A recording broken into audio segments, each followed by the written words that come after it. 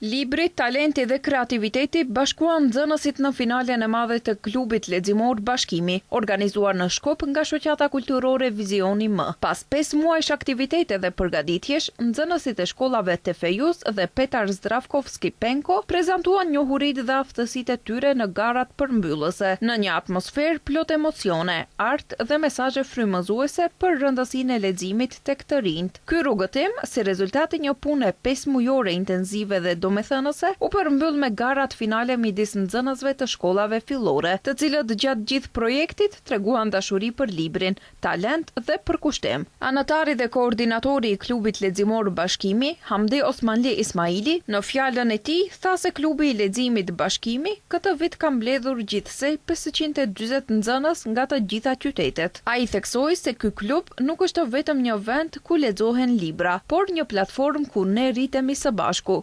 formësohen idejt tona dhe ku fjalët ndërtojnë ura të pathyeshme mes njerëzve. Klubi i leximit Bashkimi, i cili operon me sukses prej 5 muajsh në shkollat tona, këtë vit ka mbledhur gjithsej 540 nxënës në të gjitha qytetet.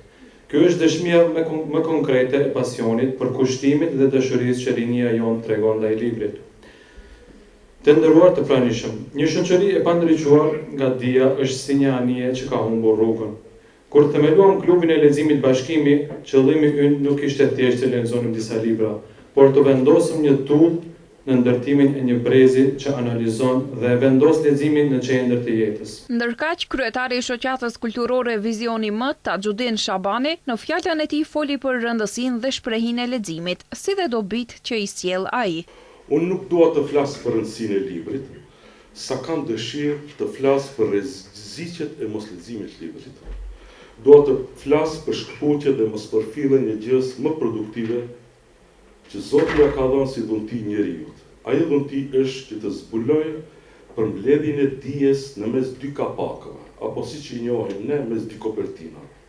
Urtësia që trashëgohet dhe është trashëguar në brezat e njerëzimit është shpikja e shkrimit, dijes, duke i vënë mes dy kapakëve dhe ky produkt është më njerëzori që njeriu ka prodhuar. Ndërkaq, nxënësit pjesëmarrës për përpjekjet dhe sukseset e tyre të larta gjatë projektit u shpërblyen me libra, dhurata të veçanta dhe certifikata. Ky takim domethënës nuk ishte vetëm një garë, por një skenë e veçantë ku nxënësit shfaqën kreativitetin e tyre përmes monologëve, poezive dhe punimeve artistike të përgatitura prej tyre. Në ceremoni morën pjesë drejtor shkollash, arsimtar, prindër dhe shumë të ftuar, duke u bërë pjesë e këtij suksesi dhe krenarie të merituar të nxënësve.